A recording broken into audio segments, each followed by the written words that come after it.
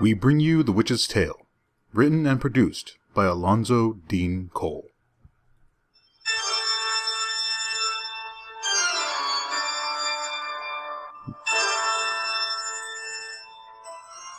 Now, let us join wise old Nancy, Witch of Salem, and Satan, her wise black cat. Meow. 111-year-old I be today. Yes, 111-year-old. Well, Satan, all these folks be gathered to hear one of our perfectly good bedtime stories. And tonight, we're going to tell them one that's become famous all over the world. Meow. You're right, Satan. A woman named Mary Shelley once writ this yarn of ours in a book. But she and no one else ever knew the true facts of the case. But me.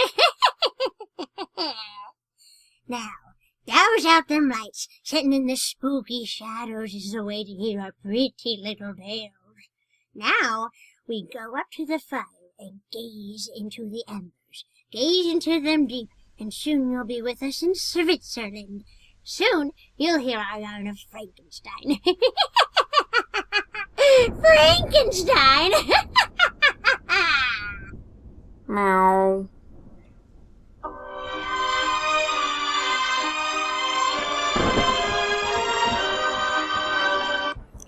Boom, boom, boom, boom, boom, boom, boom.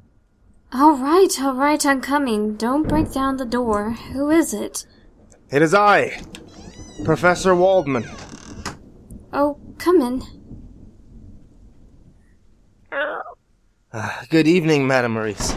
Good evening. It's raining cats and dogs. Step inside so I can close this door. Yes, Madame Maurice. Oh, just letting that wet umbrella drip all over my clean floor. Oh, I'm sorry. Oh, you men of science. I suppose I should be used to such foolishness after keeping house for Victor Frankenstein. He's just a young scientist, Madame Maurice. Just wait until he reaches my age. You have me shocked. What is our young Victor? In his laboratory? Is he ever anywhere else? He doesn't even come out for his meals anymore. What has he been doing in there, Professor, that he's so mysterious about? I don't know any more than you do. Our Victor is a genius, and geniuses share its secrets with no one. Professor Walden, I'm worried about that boy. In the last 6 months, he's changed. Changed? Yes, he thinks of nothing but his work of late. You know how much he loves his fiancée, Elizabeth? 3 times he's postponed their marriage because it wasn't finished. And I'm afraid of what he's doing. I feel it is unholy. Madam. Unholy, I tell you. He forbids me to enter that laboratory of his. He can't close up my ears. At night I hear frightful sounds from there, the cries of animals in pain, and made from him who has always been so kind. Sustained shouts and crying. And I've seen things brutish-looking men bring into this house, hideous things from the slaughterhouses and the morgue. Last week, the public executioner was here. He brought the body of that robber who was beheaded in the square. There's no need for you to worry. However disgusting the tools he employs, you may be sure the object of Victor's work is to benefit mankind. I hope you're right, but... he's coming from the laboratory. See him lock the door behind him? With the care he takes? One would think that room was filled with gold. Good evening, Victor. Oh, Professor Waldman, I'm so glad you received my message and came at once. Oh, Madame Maurice, get your hat and cloak. I must send you to your sisters. In this awful storm? Oh, is there a storm? Is there a storm? Then you must call a cab. I'm sorry, but Professor Waldman and I must have this house alone. This is the night for which I've waited so long, the night in which I'll finish the crowning achievement of the ages. Victor, you're trembling with excitement. What have you done? Tomorrow, all Switzerland will know. My name shall ring throughout the world. You shall know first, dear Madame Maurice. But tonight you must go. You must go now. You mean your work has ended? Yes. There will be no more dead bodies coming through that door? No more horrors from the slaughterhouse? No, that's over, Madame. Now, go. Go. I'm going. Even if I catch my death of cold in this awful storm, it'll be worth it. Go. Please, go. Victor, what have you discovered? Wait to see if she's out of hearing. She wouldn't understand. She's gone. What is it? Come in, please. Come into the laboratory. Professor Waldman, from the putrescence of death, I have wrested the secret of life. Life? Yes, I, Victor Frankenstein, have created man.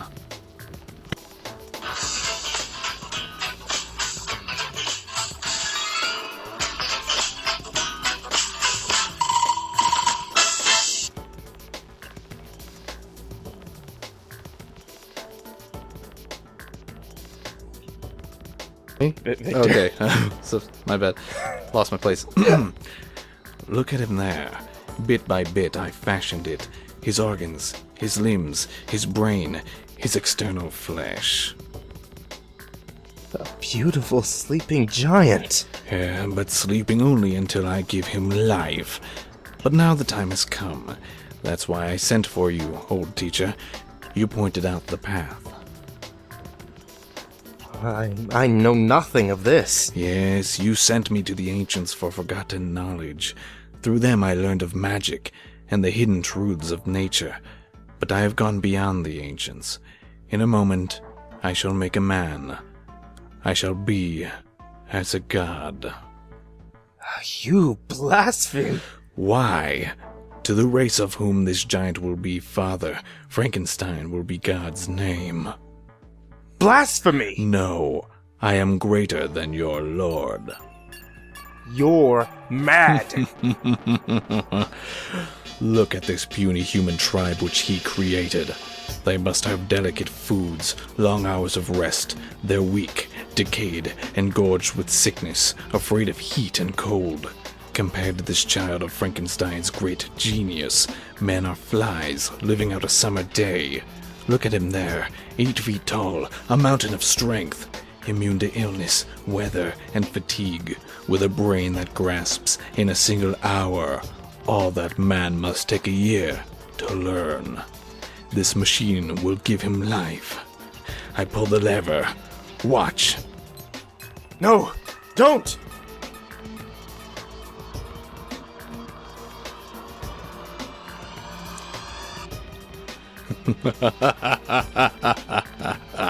In a moment he will breathe, and I shall have improved on nature. I shall have improved on God. The giant's leg grows warm. There's pulsation in his veins. Soon he will rise and walk. Great God. Oh, great Frankenstein.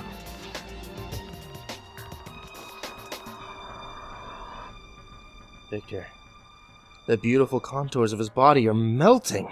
What? His flesh is shriveling like a mummy's. He's becoming ugly, misshapen. You're creating a horror. The machine. I'll turn it off. Too late. He breathes. It's worse. He lives. My God, forgive you, Frankenstein. You've made a monster!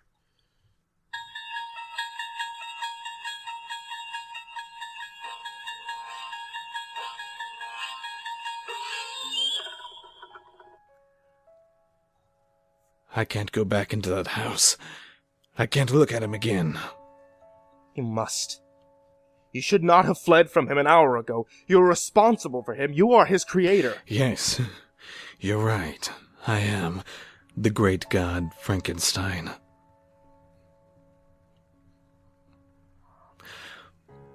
But how could he have changed so I gave him life? I planned a thing of beauty. and produced a loathsome horror. Man cannot usurp the properties of God. Let us go in. Oh, all right. Oh, why should I fear him? His trifleness may be only that of an exterior that I in some way marred. I gave him a brain capable of most lofty thoughts, the noblest actions. Why, it's going to be all right. In his body of a fiend may be the nature of an angel. I planned his nature so. Victor! The laboratory door is open. He must have burst the lock. With giant strength! He's gone. Professor Waldman, what's that lying in the shadows? It's Madame Maurice. She didn't go to her sister's. She saw him. She fainted of fright. Victor. She's dead. Oh, no. No, no, no. Her throat's been crushed by giant hands. The monsters killed her. No, no. I, the great god Frankenstein.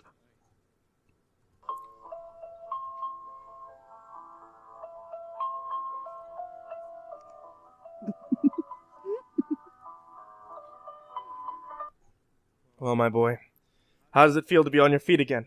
Not bad after a year in bed, I wager? A year has passed after that awful night. Enough. I forbid you to speak of that just yet. Oh, I'm quite strong now.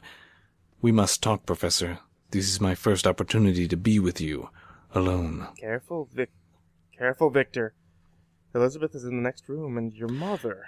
They don't know? No one knows, but you and me. They think your ravings of the monster, figments of delirium. And you've been quite mad, you know. Yes, mercifully mad. Until a week ago, the darkness lifted from my brain to help me remember and to fear. What other crimes has the thing I made committed since you brought me here? Where is he? You must tell me. You have nothing to fear, Victor. The monster is dead. Dead? Yes. You're not lying to me. You're not lying just to ease my mind. No. During the week since his first disappearance, he was seen in several villages, and the superstitious farmers took him for a demon from another world. At last he was fired upon and wounded. The trail of his blood was traced to the edge of a mountain, 1,000 feet in depth. The trail of his blood was traced to the edge of a mountain chasm, 1,000 feet in depth. We shall never hear from him again. Really dead. Oh, I feel as though the weight of time itself were lifted from my shoulders. I'm free again. The nightmare's over. There's nothing more to fear. Victor, darling. Oh, Elizabeth. Come in, my dear. I hope you'll forgive my intrusion. I heard Victor's voice and it sounded so different, so happy. I simply had to come in and see. Oh, I am happy, dear. I shall be happy forevermore. You will be even happier if left with Elizabeth alone. I know young lovers. Oh, really, Professor? I'll see you later. Elizabeth, dear sweetheart. Oh, how good it is to see you yourself again. You've been so ill, so close to death. But now I've returned to life, and to you forever. You mean until you go away again? Back to your studies? Your experiments? No, my studies are over.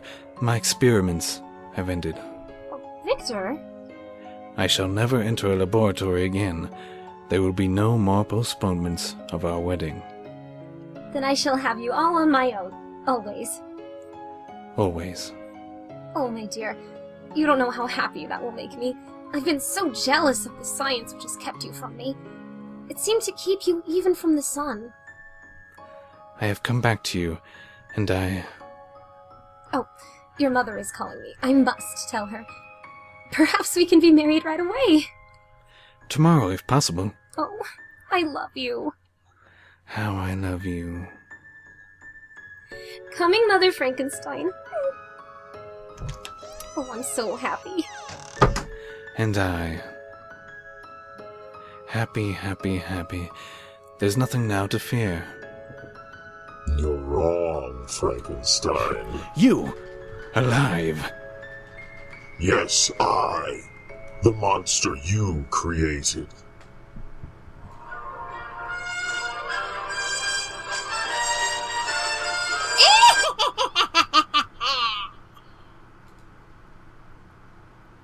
Yeah.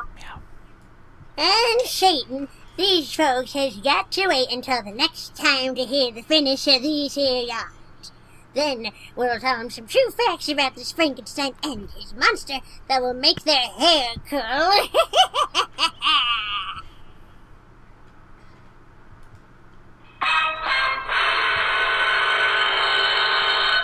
We bring you The Witch's Tale, written and produced by Alonzo D.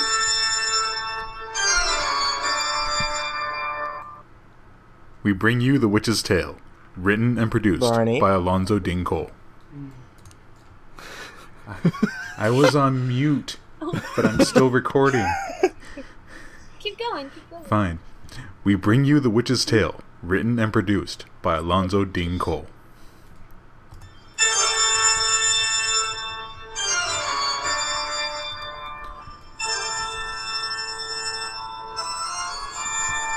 And now, let us join old Nancy, Witch of Salem, and her black cat, Satan. 102-year-old I be today.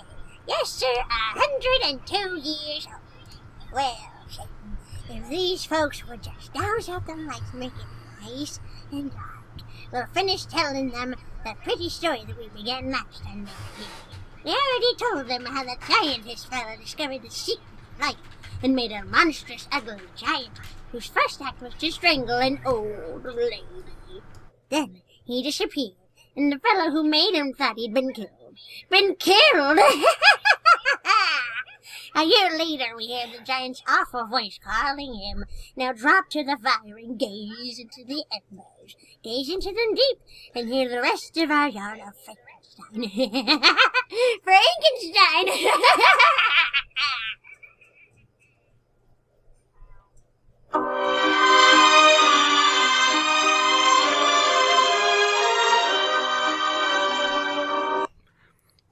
I followed you to this desolate place as you bade me.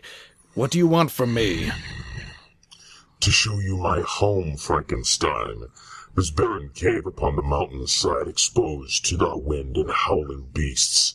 Here I, the monster you created, live, whilst you resided in comfort. I want to show you my solitude while you are planning marriage. I thought you dead.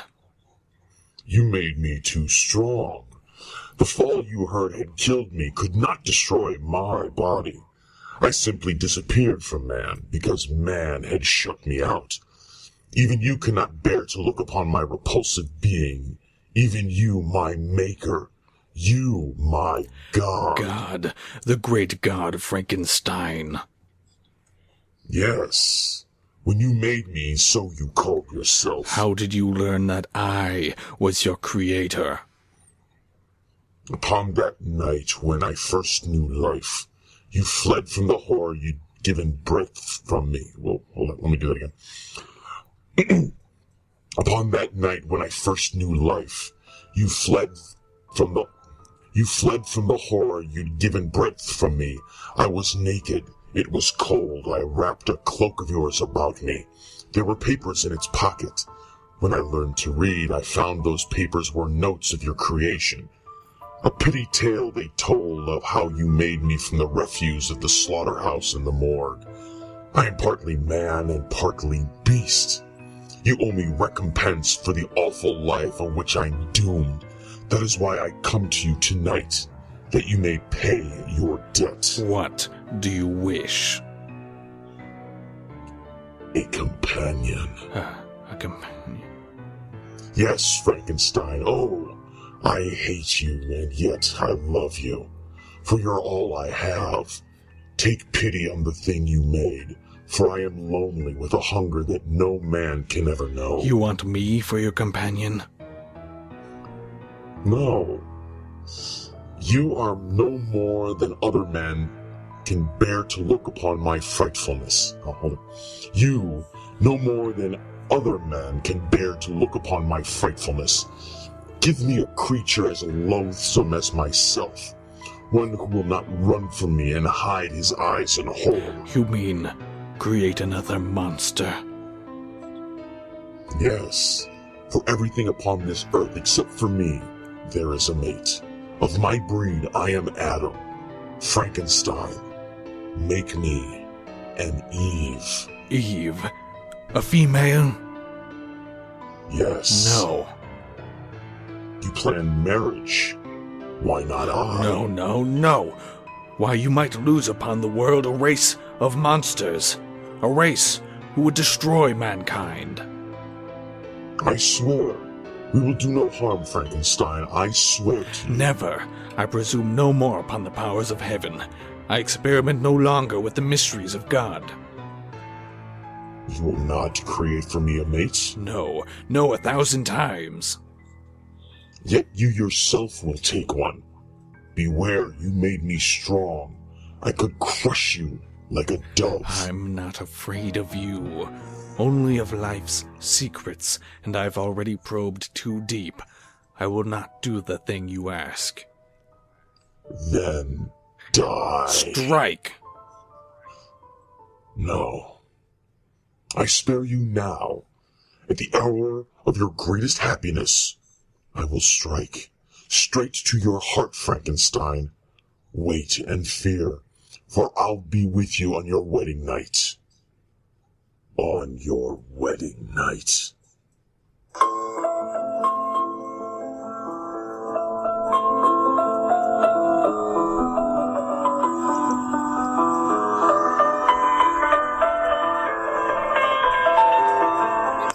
How can you be so sad tonight when all our dreams have just come true?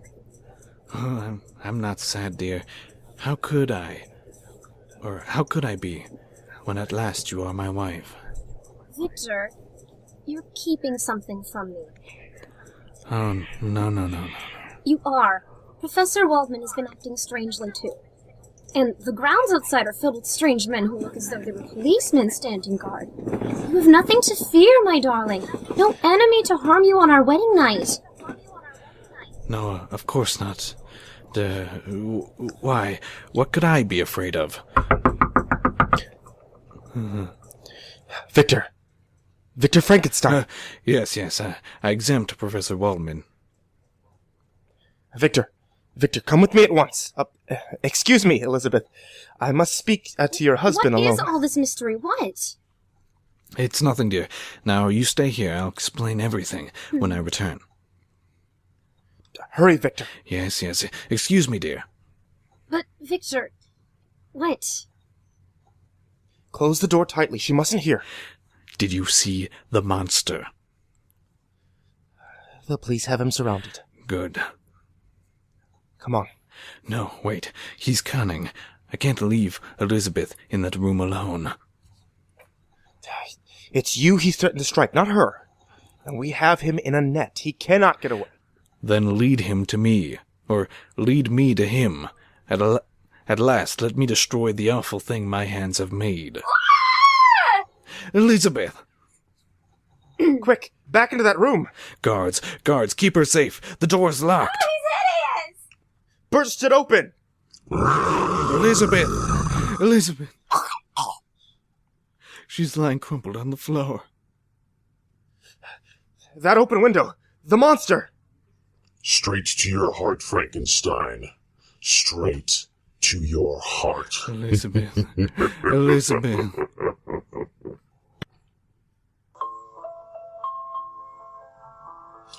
La.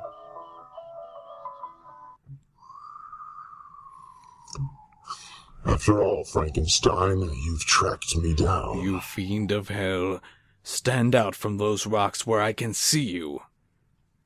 So you may aim at my breast with that pistol with which you carry. I have you now. Not yet. You forget how fast I move. Let me go. Did you think you could destroy me with weapons such as this? I whom you made superior to the puny race of men? I will throw your pistol into yonder cavern, and I release you unhurt and unharmed. Some way, some time, with another weapon, I shall bring you death. Tonight, you have killed the woman I have loved, the best in all the world. On her broken body I am sworn to live for your destruction. I told you I'd strike you to the heart. You thought I meant your heart of flesh, your body. There was a better way. I've turned your happiness to misery. Oh God, great Lord of all, destroy this monster! You are my God. You, my Lord of all. Listen, my Father, as you denied me the comradeship. Listen, my Father, as you denied me the comradeship of rightful of myself. Now you are in agony, and you condemn me to a life of solitude and sorrow. Now you are condemned. You've sworn to live for my destruction, you said. Your hate will make you follow me across the world, to the sun-scorched deserts, to the icy plains, to the heat and cold and thirst and hunger, to which I, your creation, am immune. How great you made me, great God Frankenstein.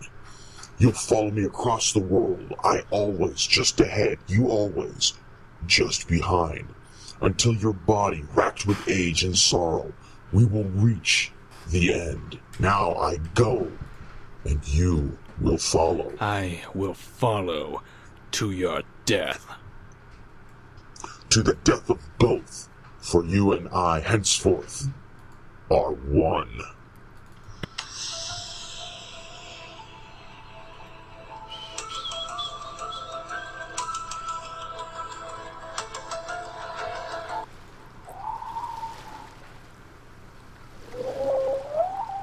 Hello, castaway! 3 points starboard. A castaway, here at the Arctic Circle. Aye, sir.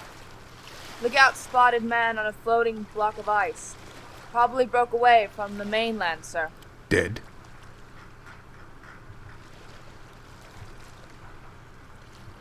Dead? A white man.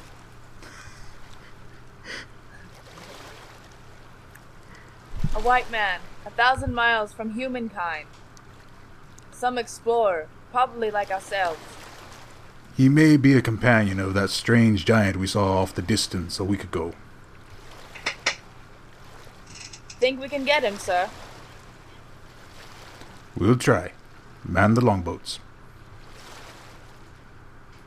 All hands up. Man the longboats. Cast away. Cast away.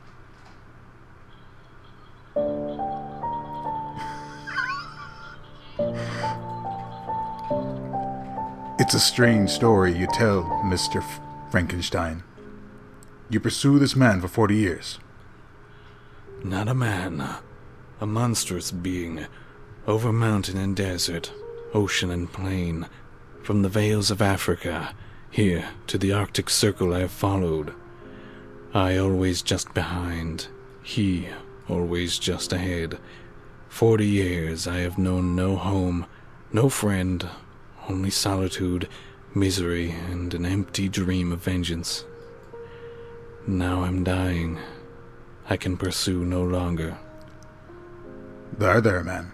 5 days on the ice floe didn't do you any good, but our ship's doctor will soon have you on your feet and as good as new. What you need now is lots of rest, so I'll leave you until morning. Good night, Mr. Frankenstein. Good night, Captain. Rest.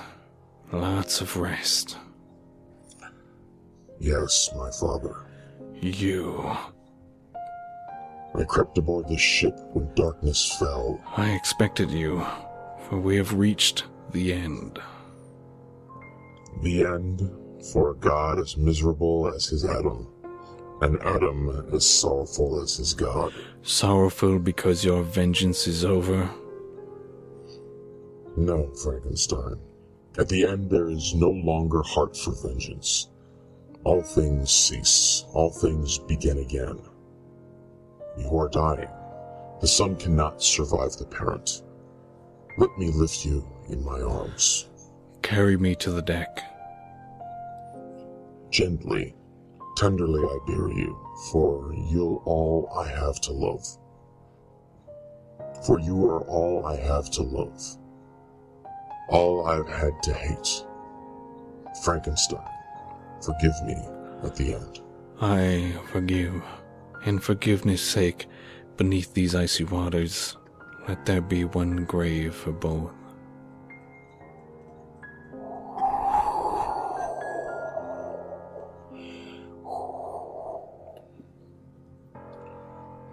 You and I, creator and created. My presumption and your misery.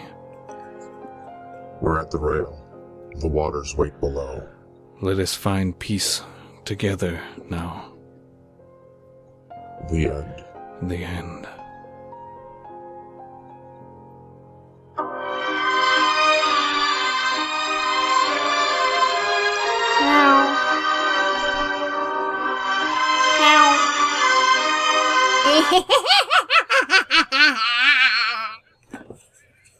Meow. And them's the true facts about the story of Frankenstein. Come see us next week, and Satan and me will have another yarn to spin you.